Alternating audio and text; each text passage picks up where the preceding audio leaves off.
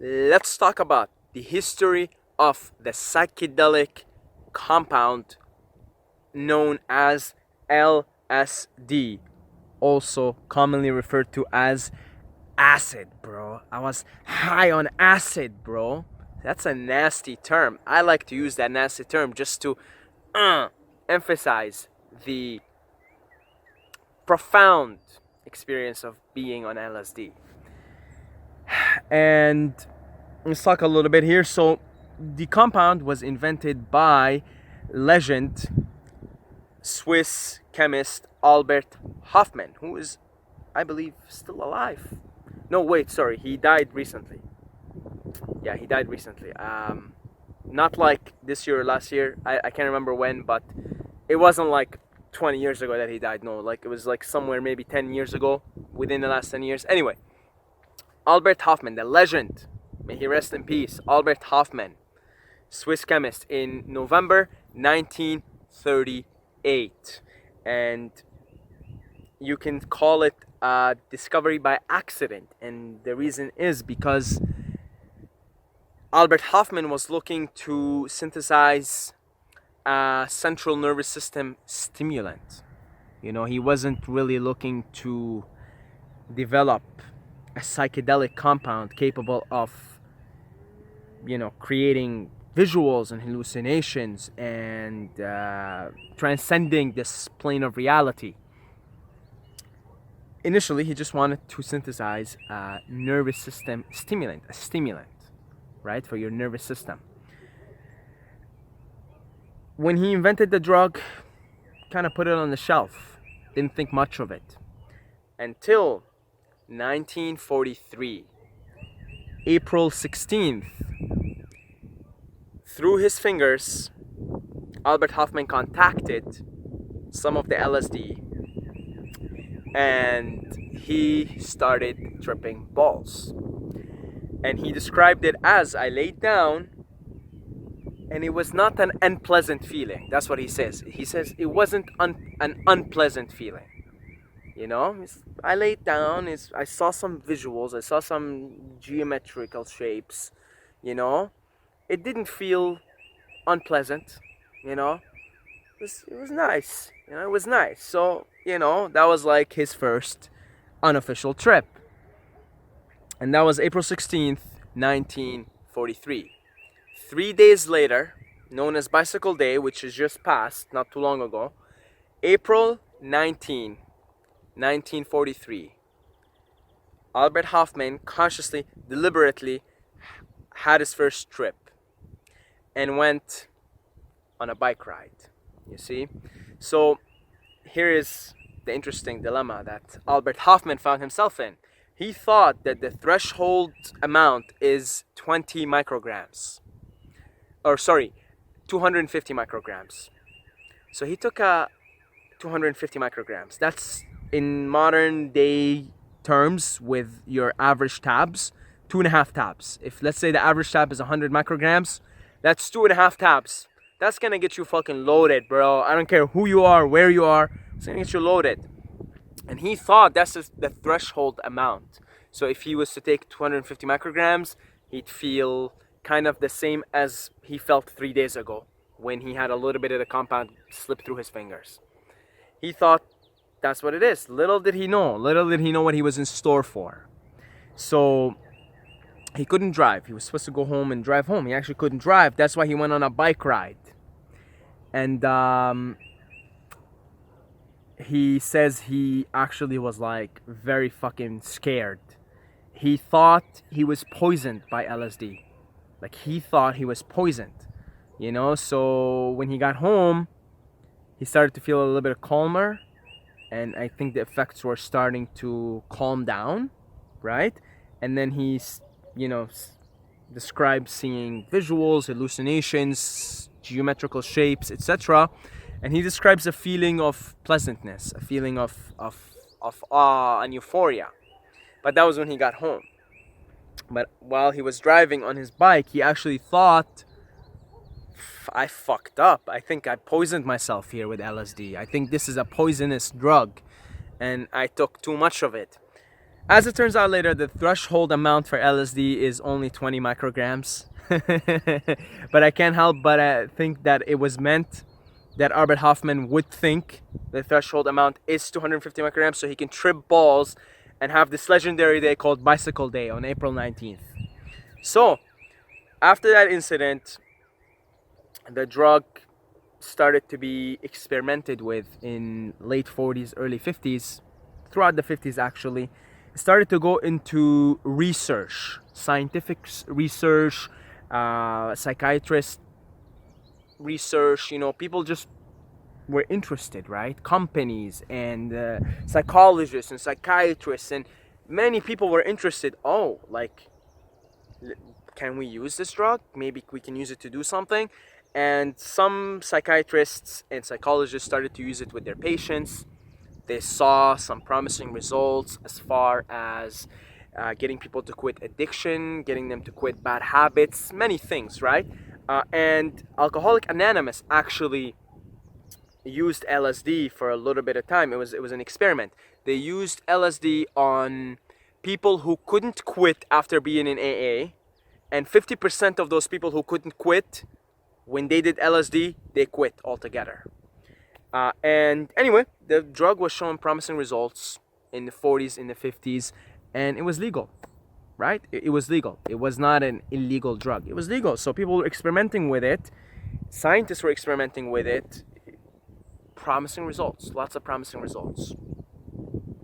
And then the 60s came. And during the 60s, LSD was being traded on the streets like candy, right? You had people now manufacturing it on their own. Fuck that legendary guy, Osley. I think his name was Osley. He was a big manufacturer, and he gave the best LSD to like the musicians. In the 60s, let's just say, if you lived in America and you were a young person, you were high on LSD. The Beatles were high on LSD. Pink Floyd were high on LSD. All these rock bands of the 60s, right, were high on LSD.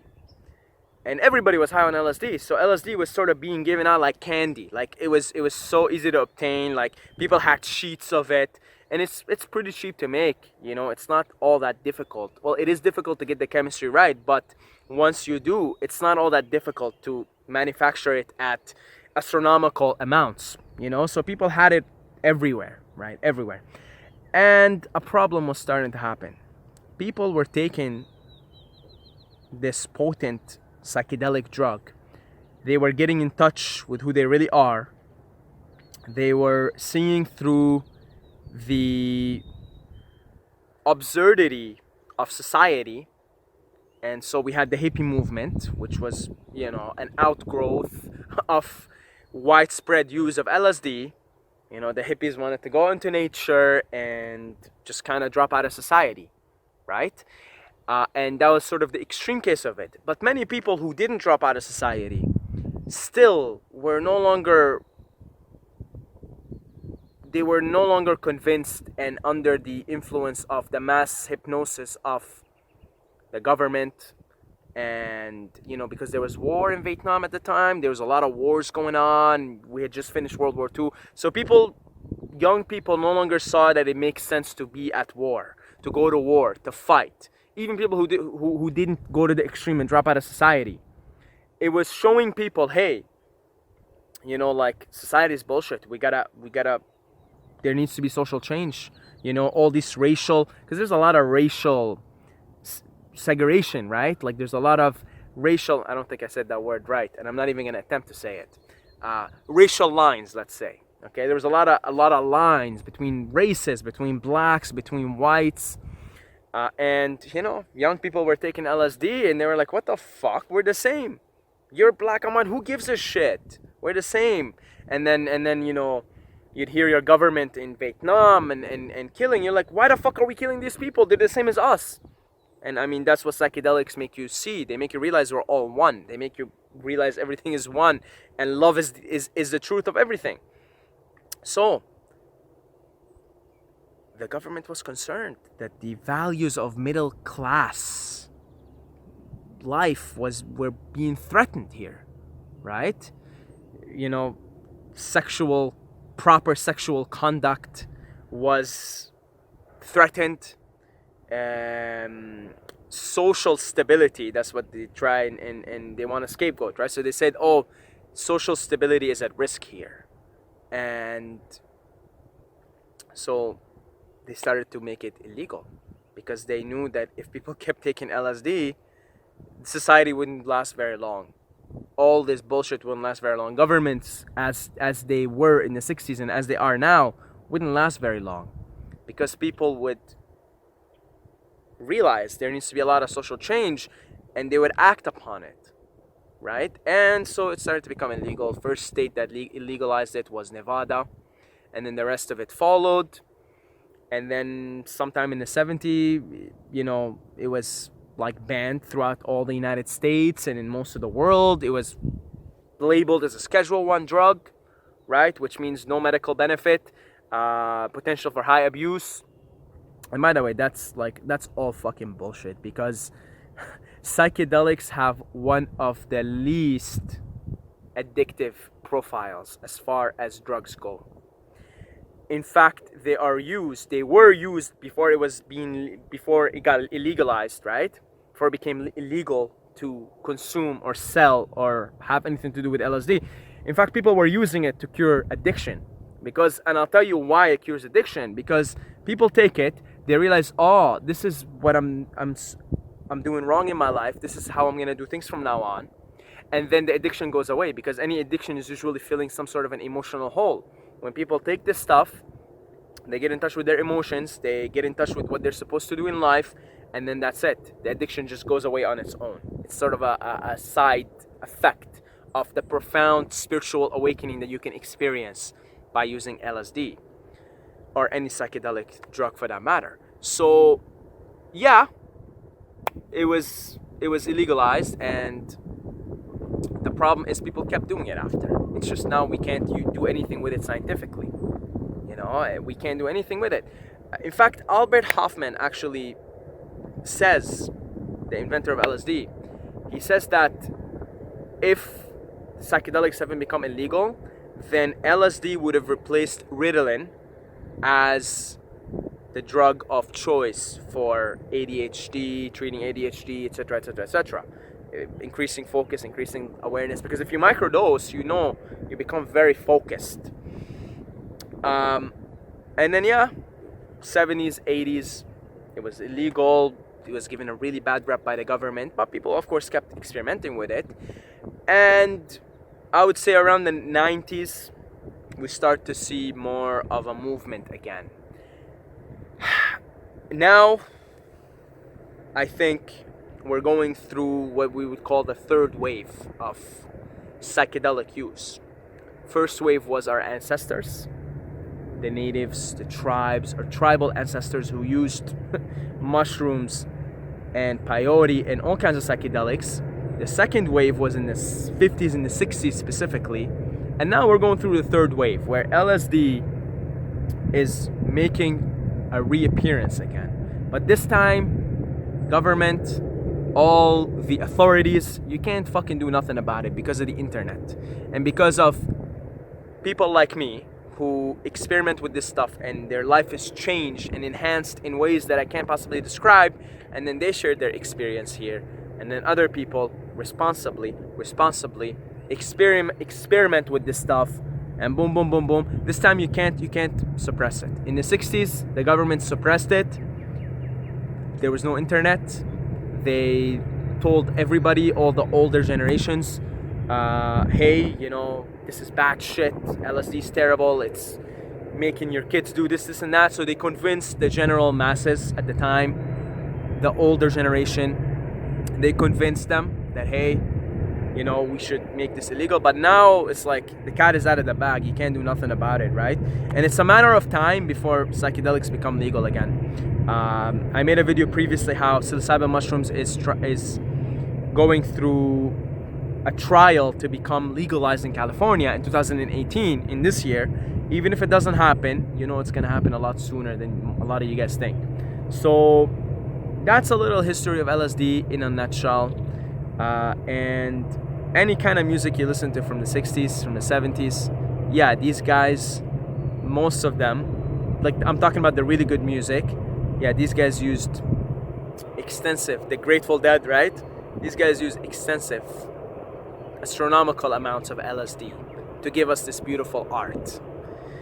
And yeah, that's the history of LSD, the little nutshell. Not such a little nutshell, actually. It went on for 15 minutes. I thought this video was gonna be like 5 minutes, me explaining da-da-da-da, but I love this stuff. I can talk about it forever. So God bless you all, guys. I love every single one of you, but don't forget to subscribe or you're gonna sleep with the fishes. So subscribe.